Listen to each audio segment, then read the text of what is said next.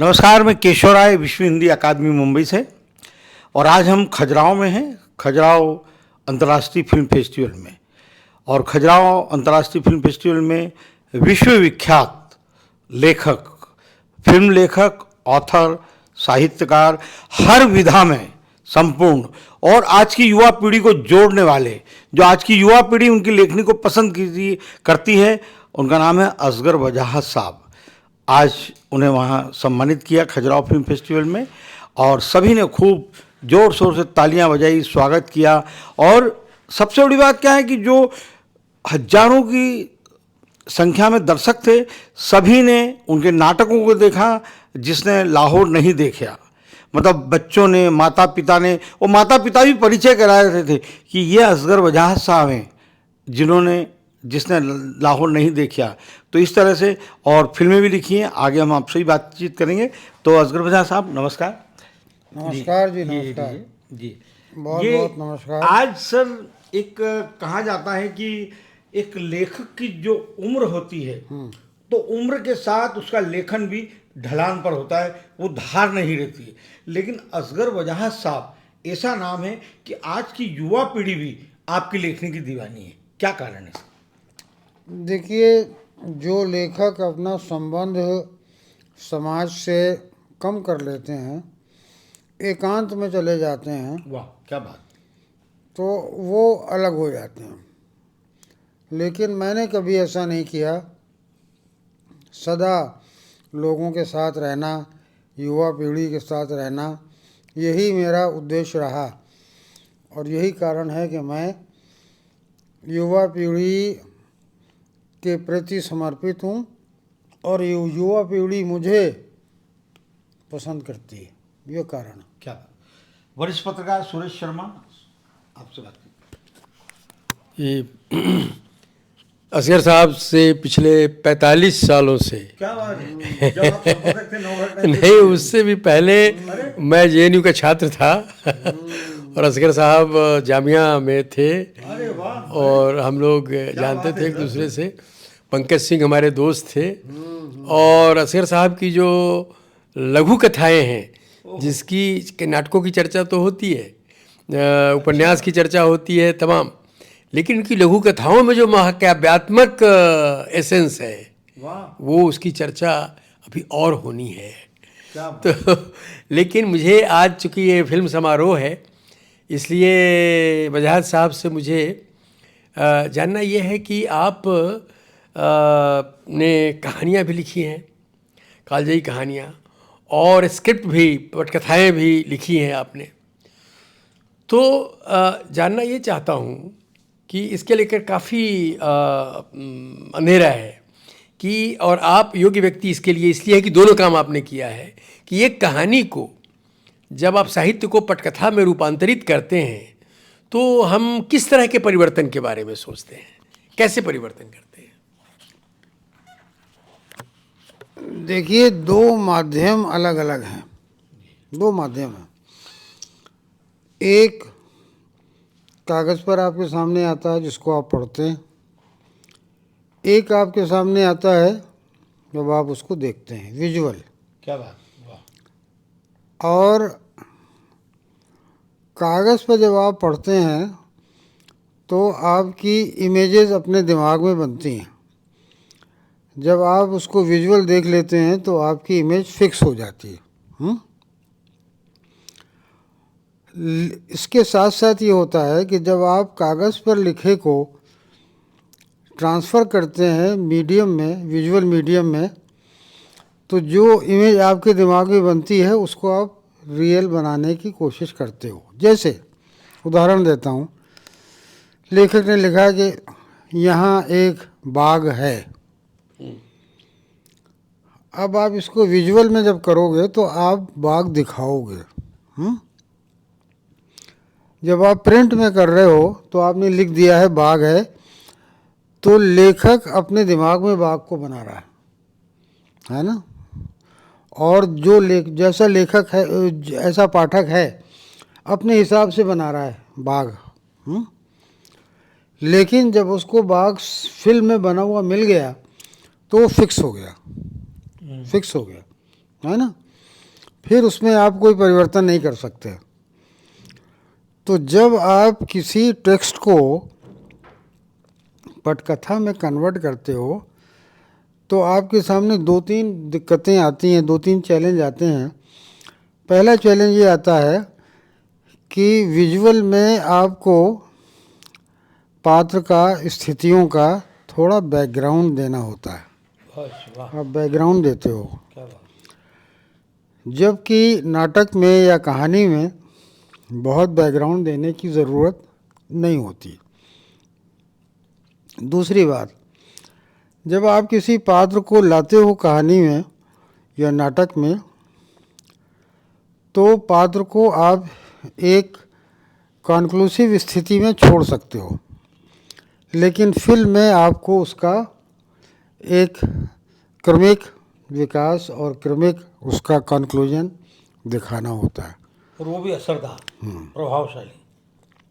तीसरी बात यह है कि मीडियम में अनंत संभावनाएं हैं। विजुअल की संभावनाओं को अगर पटकथा लेखक नहीं समझ रहा तो वो कहानी की जब पटकथा लिखेगा तो उन विजुअल संभावनाओं को वो इग्नोर कर जाएगा, क्योंकि जानते ही नहीं उनको कि क्या है। उसको ये नहीं मालूम कि क्लोजअप क्या होता है, उसको ये नहीं मालूम कि लॉन्ग शॉट का क्या मतलब है, उसको ये नहीं मालूम कि टिल डाउन और टिल टॉप क्या है। ये ऑथर को नहीं मालूम। हाँ, ऑथर को नहीं मालूम है। तो वो जब पटकथा लिखेगा तो वो इनका यूज़ नहीं कर पाएगा, बेहतर इस्तेमाल कर नहीं पाएगा उनका। क्या बात, बहुत। तो आपको विजुअल ग्रामर, क्या बात, वाह, की जानकारी होना ज़रूरी है। बहुत अच्छी बात। विजुअल ग्रामर की जानकारी होगी तभी पटकथा लेखन का काम अच्छा हो पाएगा। ये बात। जी। तो ये लेकिन इसमें एक समस्या है कि जो पटकथा लेखन के बारे में, जो जैसे नाटक के बारे में जो अरस्तु का आरंभ, मध्य और अंत की थ्योरी थी जो था, उसके बाद सीडफील्ड ने जो सीडफील्ड की थ्योरी थी कि सेटअप, उसके बाद कन्फ्रंटेशन, उसके बाद रिजोल्यूशन। तो ये जो सीडफील्ड की थ्योरी है कि सेटअप, कन्फ्रंटेशन और रिजोल्यूशन, इसको जब आप किसी साहित्यिक रचना जो आपको मिली है पटकथा के लिए, तो आप अगर उस पर अगर ढालेंगे तो उसमें एक तरह की कृत्रिमता नहीं आ जाएगी। और हमको क्या, जो साहित्यिक कृति है उसमें इस फॉर्मेट को, पटकथा के इस फॉर्मेट को चेंज करना चाहिए, या आप चेंज करते हैं या उस पर चलते हैं? देखिए, ऐसा है कि पटकथा का फॉर्मेट पूरा का पूरा बनता है वीवर को ध्यान में रख करके। वीवर को अगर हम ध्यान में रखते हैं और हम ये चाहते हैं कि वीवर का इंटरेस्ट, उसकी रुचि लगातार बनी रहे, तो निश्चित रूप से जो कॉन्फ्लिक्ट का, जो द्वंद्व का, जो नाटक का एलिमेंट है, वो कहीं कम से कम अंडर करंट पर चलना चाहिए। अगर वो अंडर करंट में नहीं चल रहा है तो वो पटकथा फिर अच्छी पटकथा नहीं मानी जाएगी एक तरह से, और वो ये माना जाएगा कि आप कहानी को उस रूप में लिख रहे हैं जिस रूप में कहानी है। तो कहानी का रूप निश्चित रूप से बदलेगा जब आप पटकथा उसके ऊपर लिखेंगे। तो इस तरह से सारी के सारा काम जो है पटकथा लेखन का, वो चूँकि दृश्यात्मक है और दृश्य को कोई देख रहा है, केवल हम नहीं बल्कि बहुत लोग उसको देख रहे हैं, तो उनकी जो रुचि है, उनकी जो जिज्ञासा है, उनकी जो आकांक्षा है, उसको ध्यान में रख कर के ये किया जाना ज़रूरी है। और इसको आप किसी फार्मूले के अंतर्गत नहीं बांध सकते हैं, फार्मूला नहीं लगेगा। सिर्फ ये बात लगेगी कि आप अपने दर्शक को कितना बांध सकते हैं, कितना आकर्षित कर सकते हैं। जी देखिए, असगर साहब ने सब विस्तार से बताया और बहुत अच्छी अच्छी बातें बताई। जैसे कि मैं जब सर का जो नाटक पढ़ रहा था, जिसने लाहौर नहीं देखा, 10:30 बजे होगा रात में, और मैं अपनी टेबल पर बैठा था, और मिसेस बिटिया सोफे पे थी, और मैंने पढ़ना शुरू किया तो 12:30 बज गया। जो रात का समय में हल्दी का दूध वगैरह भी पीता हूँ, मुझे वो भी याद नहीं रहा। अब जब 2 घंटे माँ और बेटी बात करती रही, और 2 घंटे बाद जब उन्होंने कहा कि यार कहाँ हो तुम, तो मुझे होश नहीं था मैं कहाँ था। मतलब मैं इतना खोया था उस नाटक में। सर ने कहा ना, विजुअल सारा मुझे एक एक किरदार दिख रहा था, वो माँ वाला किरदार, वो परिवार वाला किरदार, सब एक एक दिख रहा था। तो ये जो सर ने अभी बात बताई कि जो लेखक, जो दृश्यात्मक जो फिल्मों का जो माध्यम है, तो हमारे जो मूर्धन्य साहित्यकार हैं, अमृतलाल नागर या प्रेमचंद जी या और भी, जो आए मुंबई में, एक एक दो दो फिल्में लिखकर चले गए। क्यों? क्योंकि उन्होंने कहा हमने जो लिखा है यही होना चाहिए, इसमें कोई काटपीट नहीं होना चाहिए। और फिल्म माध्यम ऐसा है कि कुछ कटता है और कुछ नया जुड़ता है, तो फिल्म के लिए अच्छा भी होता है। तो हम असगर जहां साहब ने भी फिल्में लिखी हैं और अच्छी रही हैं, सराही जा रही हैं। तो असगर जहां साहब से हम पूछना चाहेंगे कि क्या निर्देशक ने जब इनके सामने शर्तें रखी कि इसको हटा दीजिए, हम इसको जोड़ रहे हैं, तो किस तरह की इनकी प्रतिक्रिया थी, वो जानना चाहेंगे। देखिए, आपने 2 बातें कही। पहली बात तो ये कि जो नाटक आपने पढ़ा उसने किस प्रकार से आपको एक प्रकार से ग्रैप्स किया, है ना, किस प्रकार से आप उसमें खो गए, किस प्रकार से आप भूल गए, सब नाटक को पढ़ते रहे। इस नाटक में जिस प्रकार से परिस्थितियाँ और पात्र विकसित होते हैं, तो वो निश्चित रूप से पाठक को, दर्शक को आकर्षित करते हैं।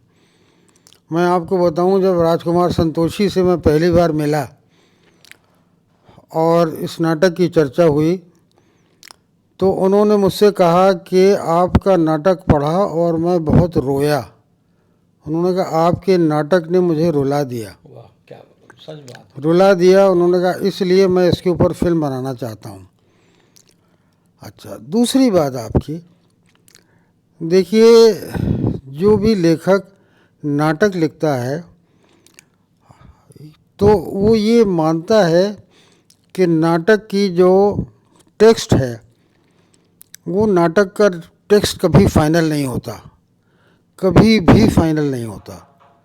क्योंकि जो लोग नाटक खेलते हैं, करते हैं, उनका इनपुट उसमें इतना आता है कि वो उसको विकसित करता है, बढ़ाता है। और मैं ये मानता हूँ कि हमारा लिखा हुआ या कोई भी टेक्स्ट जो है, वो ऐसा नहीं है कि वो गीता कुरान की तरह हो कि जब आप उसमें कुछ घटा और जोड़ और नहीं कर सकते, ऐसा बिल्कुल नहीं है। अब जब वो दूसरे माध्यम में आ रहा है, तो दूसरे माध्यम की डिमांड्स हैं, और जो अच्छा निर्देशक है वो ये जानता है कि इन डिमांड्स को हम पूरा करने के लिए टेक्स्ट को कहाँ ले जाना चाहिए। हमको ऐसी जगह ले जाएं जहाँ जो उसकी मूल आत्मा है, मूल आत्मा नष्ट न हो, बल्कि ये है और प्रभावशाली बने और उसका अधिक प्रभाव पड़े। तो जब निर्देशक से ऐसे सुझाव आते हैं कि जो आपको लगता है कि ये आपकी थीम को, आपके कंटेंट को, आपके विचार को, आपकी जो थ्रस्ट एरिया है उसको बढ़ा रहे हैं, तो निश्चित रूप से उसको मानना, स्वीकार करना बहुत ज़रूरी है। क्योंकि वो आपके टेक्स्ट को विस्तार दे रहे हैं, और विस्तार दे रहे हैं और सही दिशा में विस्तार दे रहे हैं। तो इस नाटक के संबंध में जब पटकथा लिखी जा रही थी, तो राजकुमार संतोषी बहुत क्रिएटिव आदमी है, बहुत उनकी समझ बहुत अच्छी है, मीडियम को लेकर के भी और विषय को लेकर के भी। तो उन्होंने जो सुझाव दिए, मुझे लगा कि हाँ, ये सुझाव जो हैं सार्थक हैं। क्या बात, बहुत अच्छी, सार्थक सुझाव हैं। ये सुझाव को अगर हम इनकॉर्पोरेट करेंगे तो नाटक जब फिल्म में ढलेगा वाह, तो निश्चित रूप से उसका प्रभाव बढ़ेगा। क्या उनको मैंने सबको स्वीकार किया। कुछ निर्देशक ऐसे भी होते हैं कि जो मूल आत्मा को समझ नहीं पाते और नाटक पर अपनी कुछ ऐसी छाप छोड़ना चाहते हैं जो मूल संवेदना से अलग हो जाती है। जैसे वो मूल संवेदना से अलग होने लगती है तो मैं उनको रोक देता हूँ। मैं उनसे कहता हूँ कि आप ऐसा सुझाव दीजिए, ऐसी बात कीजिए जो इसकी जो मूल आत्मा है, इसका जो मेन कंटेंट है, इसका जो थ्रस्ट एरिया है वो बढ़े, क्या बात, बहुत बजाय इसके कि वो डाइवर्ट हो, वाह। है ना। बहुत कभी कभी ऐसा भी होता है। वाह, तो संतोषी जी के साथ ऐसा रहा है कि उन्होंने ऐसे सुझाव दिए हैं जो नाटक को और ज़्यादा इन्हेंस करते हैं, बढ़ाते हैं। बहुत अच्छी बात। इसलिए उसको मैंने स्वीकार किया। मैं एक प्रश्न पूछता हूँ, बाद में एक शर्मा जी पूछेंगे। अजहर वजाहत साहब का लिखा हुआ पाठक को इतना जोड़ देता है कि वो हटता नहीं है, अब चाहे कहानी हो, उपन्यास हो। और दूसरी बात, हमने आपके संस्मरण और यात्रा वृत्तांत भी पढ़ा है। मतलब पढ़ते हैं तो लगता है यार कि यार खो जाते हैं कि कहीं उस गांव की बात कर रहे हैं, उन लोगों की बात कर रहे हैं, उस संस्कार की, उस संस्कृति की, उस परिवेश की, तो हम खो जाते हैं। तो इतनी पकड़ सर आपके हर लेखन में क्या शुरू से रही, या क्या बात है ऐसी जो आपका हर लेखन पाठक को बांधे रखता है? उसके बाद एक प्रश्न, फिर समापन। देखिए, मैं जब भी लिखता हूँ, कुछ भी लिखता हूँ, तो मेरे दिमाग में ये बात रहती है बहुत पक्के तरीके से कि इसे कोई पढ़ेगा, क्या बात, देखिए मुद्दे की बात। इसे कोई पढ़ेगा, वाह वाह, क्या बात। और पढ़ेगा तो वो मुझसे अलग आदमी होगा जो पढ़ेगा। मैं नहीं केवल पढ़ूंगा बल्कि इसको बहुत से लोग पढ़ेंगे। अब यहाँ एक बात बीच में टोक रहा हूँ, आज लाखों करोड़ों पुस्तकें आ जाती हैं, लोग लेखक कहलाते हैं, लेकिन वो अपने ही लिए लिखते हैं, उनके परिवार भी नहीं पढ़ते। हाँ जी, हाँ जी। तो इसलिए जब आपको ये आपको विश्वास है, दूसरे लोगों के लिए भी इसके अंदर ऐसा कुछ होना चाहिए क्या बात, वाह। कि वो उसको पढ़ें, उसको समझें, उसको अप्रिशिएट करें, तो आपको उनका ध्यान रखना पड़ता है। तो ऐसी भाषा, ऐसा ट्रीटमेंट, क्या बात, वाह। ऐसे एलिमेंट उसके अंदर होने चाहिए कि जो पाठक को भी आकर्षित करें। इसीलिए मैं पूरी कोशिश ये करता हूँ कि जो भी मैं लिख रहा हूँ वो पढ़ने वाले के नज़रिए से, पढ़ने वाला जब उसको पढ़ेगा तो उसको ऊब न हो, उसको परेशानी न हो, उसको तकलीफ़ न हो। मैं अगर सिंबॉलिक कहानियाँ भी लिखता हूँ, प्रतीकात्मक कहानियाँ भी लिखता हूँ, तो उसमें भी ये पूरा ध्यान रहता है कि ये प्रतीक पढ़ने वाले के ऊपर खुलें। क्या बात, वाह वाह वाह। ऐसा ना हो कि ये प्रतीक और ये बिंब जो हैं ये पढ़ने वाले को लगे कि ये अजीब सा रहस्य आपने बना दिया, ऐसा रहस्य बना दिया कि वो आप समझें या खुदा समझे, है ना। ऐसा नहीं होना चाहिए, बल्कि वो खुलना चाहिए। इसीलिए आम तौर से पाठक कभी मुझसे ये शिकायत नहीं करते कि आपका लिखा हुआ हमारी समझ में नहीं आया, आपका लिखा हुआ हम ठीक से पढ़ नहीं पाए, आपके लिखे हुए से हमको ऊब हुई। ऐसी बात मुझे सुनने को नहीं मिलती। अंतिम प्रश्न। हाँ, अंतिम प्रश्न एक तो ये है कि जब हम कभी लंबी चर्चा करेंगे तो उस पर भी करेंगे, क्योंकि अभी एक नई विधा वजाहत साहब की मैं देखता हूँ, और वो एक जैसे अन्य कई चीज़ों की शुरुआत इन्होंने की है, तो एक और भी शुरुआत इन्होंने की है, वो है फेसबुक साहित्य। इन्होंने एक ऐसा फेसबुक साहित्य शुरू किया है, क्योंकि आपका रीडर जो है अब कागज़ और उस पर नहीं, हमेशा ही मोबाइल पर है, तो उनके लिए भी इन्होंने फेसबुक साहित्य शुरू किया। उस पर हम लोग कभी अलग से चर्चा करेंगे। अभी सिर्फ ये जानना चाहते हैं अद्यतन होने के लिए कि आजकल किस फिल्म पर काम कर रहे हैं, और कौन सा मतलब नाटक में या उपन्यास में आजकल आप क्या कर रहे हैं। देखिए, जहाँ तक पटकथा का सवाल है, तो ये जो फिल्म बन रही है लाहौर के ऊपर, जिसको कि आमिर खान प्रोड्यूस कर रहे हैं और राजकुमार संतोषी इसको डायरेक्ट कर रहे हैं और सनी देओल इसमें मुख्य भूमिका निभा रहे हैं। तो इस पटकथा के ऊपर अभी काम हो रहा है और कुछ फाइनल टचेज इसमें दिए जा रहे हैं। और ये बात मैं आपके साथ शेयर करना चाहूँगा कि पिछले लगभग 5-7 साल से लगातार इसका रिवीजन हो रहा है। मतलब एक सीन को लेकर के क्या बात। संतोषी जी इतने ज़्यादा कॉशियस रहते हैं कि वो बार बार उसको खुद पढ़ते हैं और उसके बाद वो उसको डिस्कस करते हैं। और पटकथा के बारे में वो इतने गंभीर हैं कि फिल्म की शूटिंग से पहले उनको पूरी पटकथा याद हो जाती है, याद हो जाता है, एक संवाद उनको याद हो जाता है। और शूटिंग के टाइम के ऊपर अगर अभिनेता कहीं कोई भी संवाद बोलने में चूक करता है तो फ़ौरन बता देते हैं कि यहाँ ये बात आपको नहीं। एक तो वो काम हो रहा है। दूसरा ये है कि मैं इसके अलावा यानी पटकथा के अलावा दूसरा लेखन भी कर रहा हूँ। एक बड़ा महत्वपूर्ण और बड़ा इंटरेस्टिंग विषय मेरे सामने आया था जिसके ऊपर मैंने कोशिश की पिछले 5-6 साल से लिखने की। एक बार मुकम्मल किया, फिर मुझे ठीक नहीं लगा, फिर दोबारा किया, फिर ठीक नहीं लगा, फिर तीसरी बार किया, वो भी ठीक नहीं लगा, अब चौथी बार किया, वो भी ठीक नहीं लगा। तो अब मैं उसको फिर से लिख रहा हूँ। हिम्मत नहीं हारा।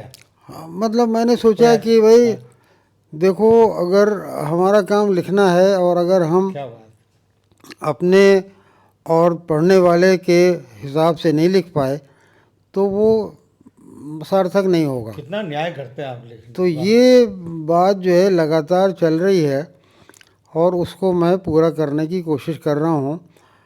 और पिछले दिनों यानी जब वो ये कोविड के कारण बंदी थी तो उस दौर में मैंने 3 नए नाटक लिखे, क्योंकि समय था। 3 नए नाटक लिखे।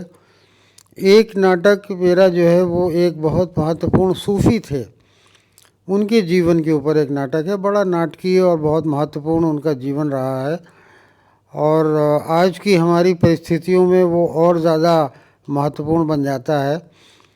दूसरा नाटक मैंने जो लिखा वो एक ग्रीक कॉमेडी रही है,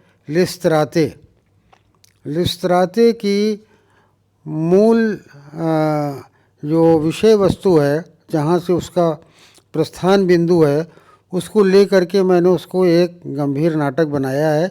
जबकि लिस्त्राते 800 साल पहले खेला गया एक ग्रीक नाटक है जो कि कॉमेडी रहा है ना।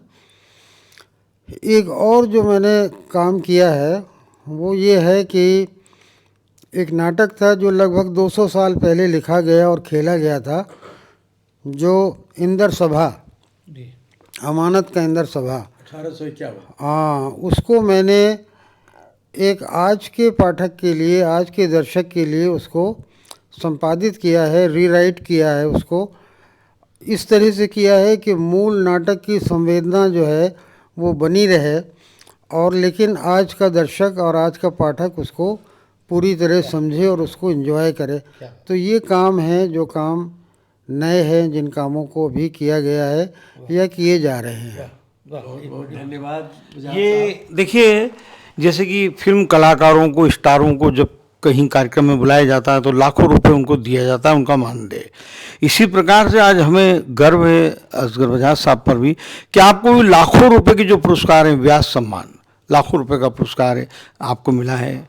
आज ये खजुराहो अंतर्राष्ट्रीय फिल्म फेस्टिवल मिला। तो इस तरह से आज लेखकों को जो वाकई प्रतिष्ठित पुरस्कार मिल रहे हैं, लाखों रुपए का मानदेय भी है उसमें, तो ये लेखनी का कमाल है। तो बधाई हो सर आपको, बहुत बहुत व्यास सम्मान और आज का सम्मान। आप लोगों का बहुत बहुत धन्यवाद। आपने अपना समय दिया, आपने समय बहुमूल्य दिया सर अपने, धन्यवाद।